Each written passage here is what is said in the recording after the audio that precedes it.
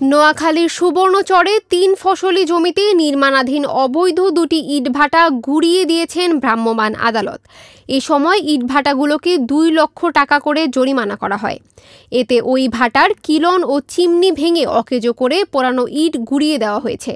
তবে এই ইটভাটার মালিক বলছেন তাদের হাইকোর্টের রিট রয়েছে।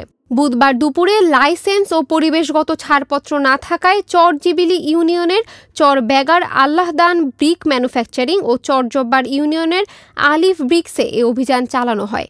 নোয়াখালী পরিবেশ অধিদপ্তরের উদ্যোগে পরিচালিত এই অভিযানে নেতৃত্ব দেন সুবর্ণচর উপজেলা নির্বাহী কর্মকর্তা সুরাইয়া আক্তার লাকি ও সহকারী কমিশনার ও নির্বাহী ম্যাজিস্ট্রেট ছেংমং রাখাইন।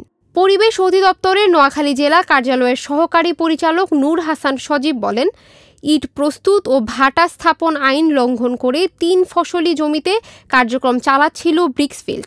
তাদের বারবার তাগিদ দেওয়ার পরও আইনের বিষয়টি তারা তোয়াক্কা করেননি। পরে ভ্রাম্যমাণ আদালত পরিচালনা করে ভাটাটি গুঁড়িয়ে দেওয়া হয়েছে। তিনি আরও বলেন, পরিবেশের ক্ষতি করে এমন কোনো স্থাপনার কার্যক্রম পরিচালনা করতে দেওয়া হবে না।